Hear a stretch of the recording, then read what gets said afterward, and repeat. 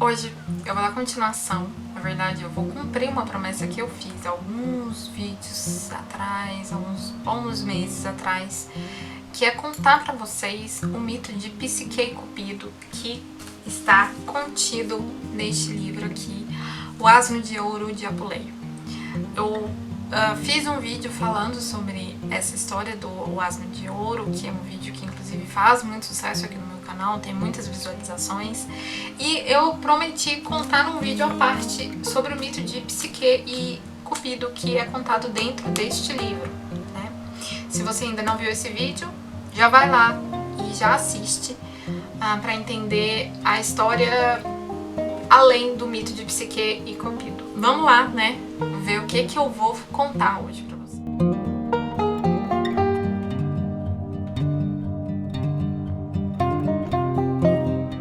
Bem-vindo você que é a primeira vez aqui no meu canal. Eu sou a Ellen, sem H.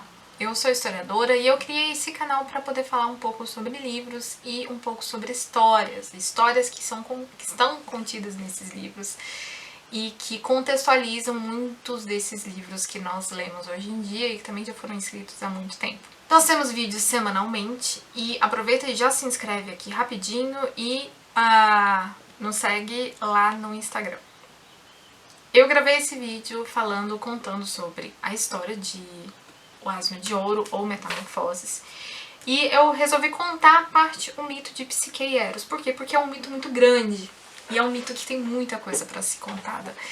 E não quero ficar cortando partes do mito. Por isso eu vou dividir esse vídeo, né, o vídeo em que eu comento um mito inteiro de Psique, vão ser divididos em 3 vídeos. Os primeiros 2 vídeos eu vou contar o mito. Eu ia dividir esse mito em mais vezes, porque eu acho que valia a pena para não ficar um vídeo muito grande.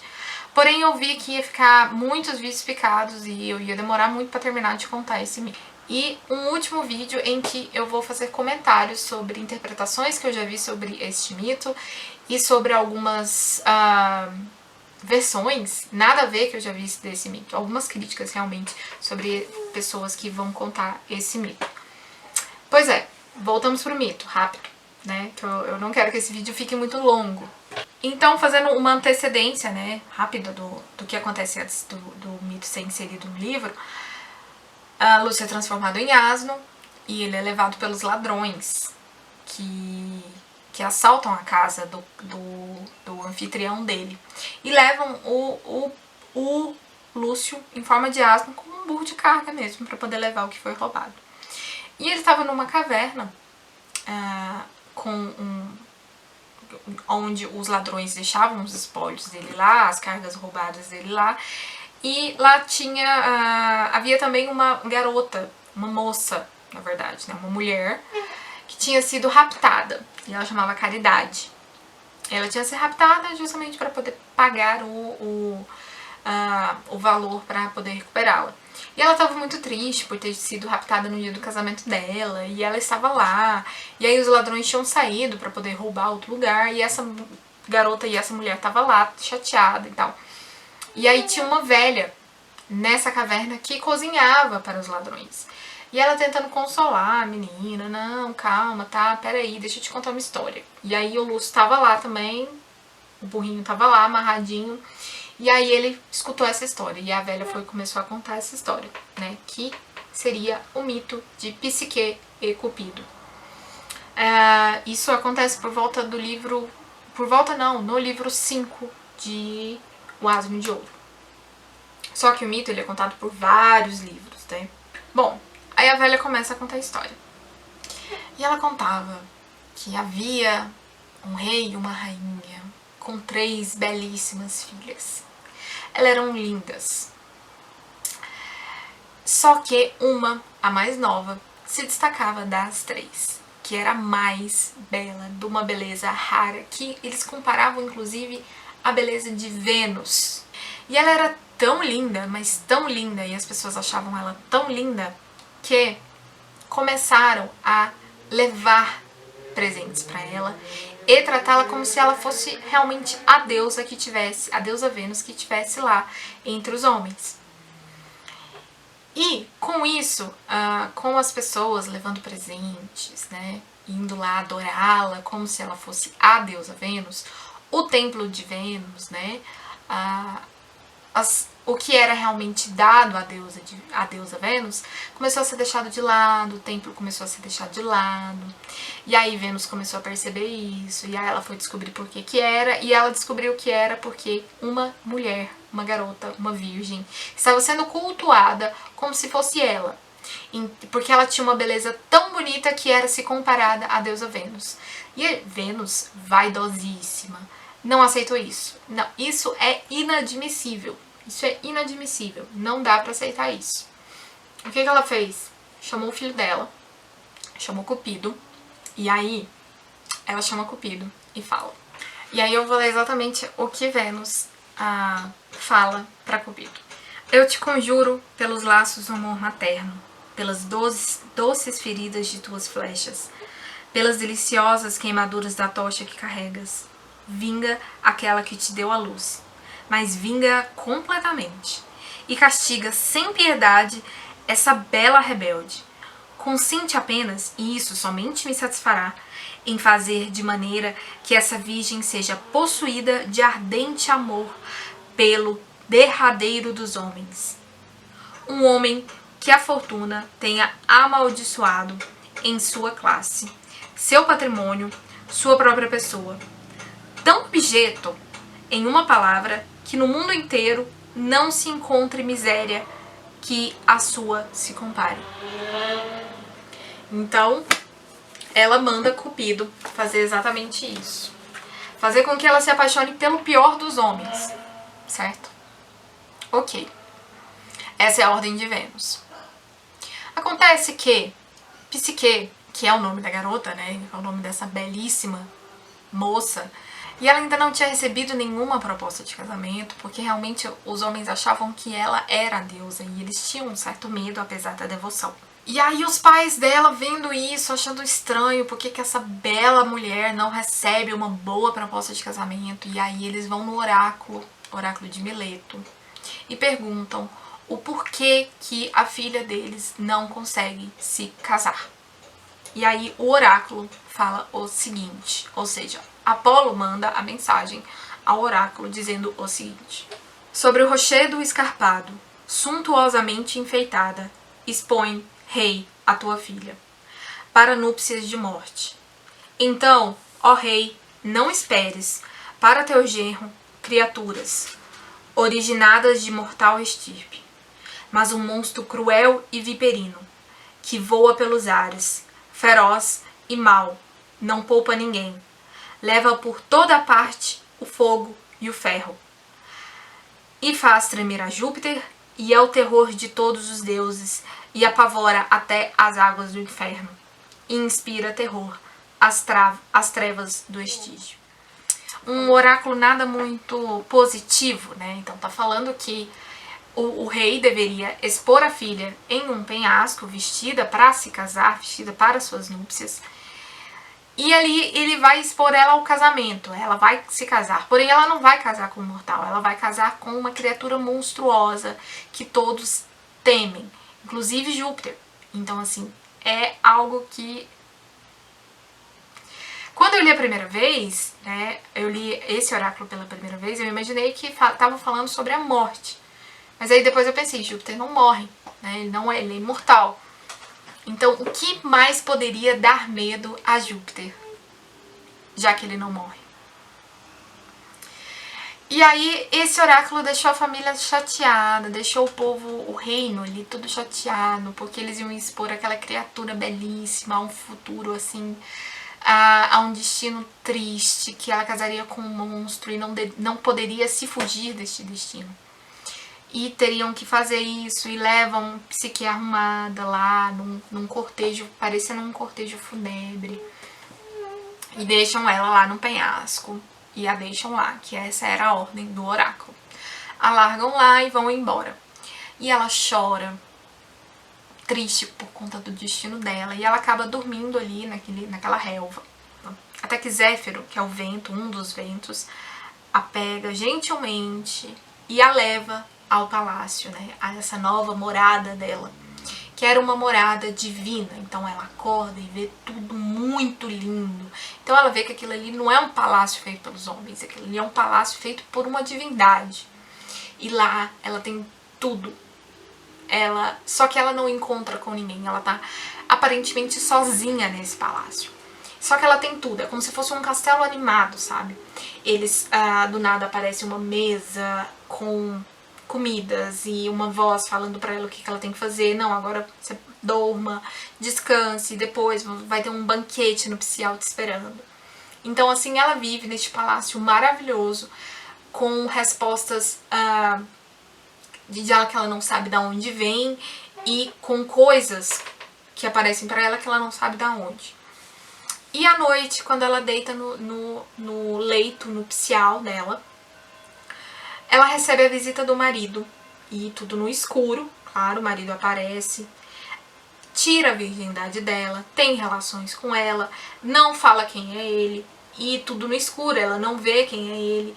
E quando acorda, ele vai embora. E é assim que é todos os dias. À noite ele chega, dormem junto, têm relações e vão embora. E Psique vive feliz assim. Ela se apaixona pelo marido, eles ainda conversam, ela pode tocar ele pode tocar ela. Só que ela não pode vê-lo. Ela não sabe qual que é a identidade desse marido dela. E ela vive feliz e apaixonada com esse marido. Tá. Só que as irmãs dela ficam sabendo desse casamento dela e resolvem ir até esse penhasco, só as duas irmãs, penhasco, para descobrir o que aconteceu. Não tiveram mais notícia de Psique depois do casamento. Elas chegam no penhasco. Antes delas chegarem no penhasco, o marido de Psique chega em Psique e fala: olha, suas irmãs vão querer vir te visitar, mas eu não aconselho, porque elas vão te aconselhar, elas vão te incitar a fazer coisas que você não deve fazer e que vai atrapalhar a nossa relação. Ok. Só que ela fica muito sozinha ali. Ela tá sozinha, ela passa o dia sozinha, ela não tem com quem conversar. E só à noite que ela conversa com o marido e aquilo ali. E aí ela começa a sentir falta dos pais, sentir falta da família. E aí ela chora e convence ao marido pra deixar que as irmãs venham visitá-la uma vez, porque ela tá muito sozinha. Ele também, já apaixonado por ela, cede e deixa que as irmãs, as cunhadas, vão visitar a Psique. E elas vão. E as irmãs ficam deslumbradas com aquilo ali. Não só deslumbradas, mas como cheias de inveja de ver o palácio que ela vive. Um palácio divino.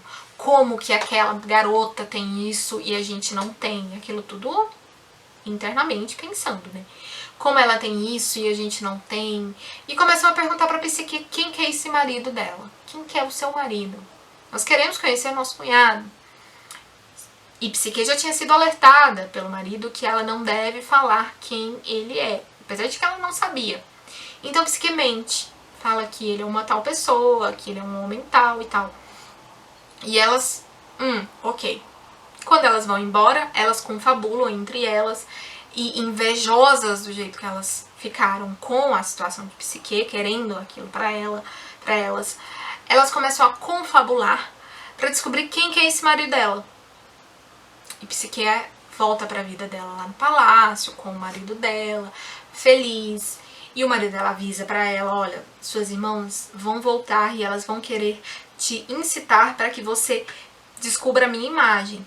E se você fazer isso, se você me desobedecer, nós vamos acabar e nós nunca mais vamos nos ver. E ela: não vou fazer isso, tal. E aí ele fala: você não pode fazer isso também porque você está grávida. E aí ela fica mais feliz ainda, porque ela é apaixonada pelo marido, e ela tá feliz porque ela tá grávida dele, e eles todos tão felizes, e as irmãs estão ali pra assombrar e acabar com a felicidade deles. E é isso que elas fazem.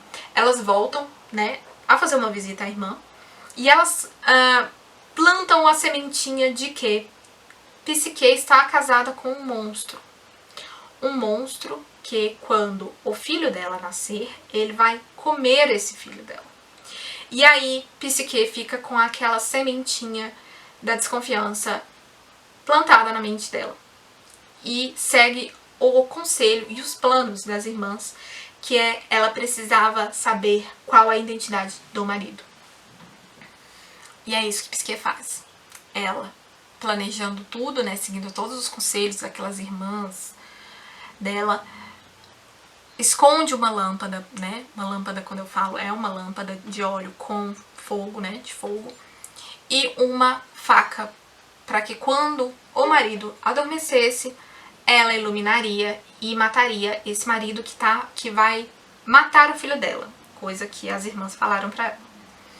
Só que, quando Psique ilumina o marido, ela vê quem é o marido. E aí eu tenho que até ler a descrição que ela faz do marido. Mas assim que a oblação da luz revelou no seu clarão os segredos do leito, ela viu a mais feroz de todas as feras selvagens, o Dulcíssimo, o adorável monstro, Cupido em pessoa, o Deus formoso que formosamente repousava. Vendo isso, a própria chama da lâmpada se avivou alegremente, e a navalha amaldiçoou seu corte sacrílego. A Psique tal espetáculo espantou e aturdiu. Com o rosto lívido, descomposto, desfalecente e trêmula, deixou-se cair de joelhos e procurou esconder o ferro, mas no seu próprio peito.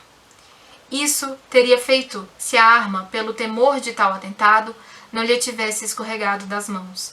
Mas logo, por mais esgotada, por mais lânguida que estivesse, contemplar a beleza do divino rosto restituiu-lhe o ânimo. Viu uma cabeça dourada, uma nobre cabeleira inundada de ambrosia.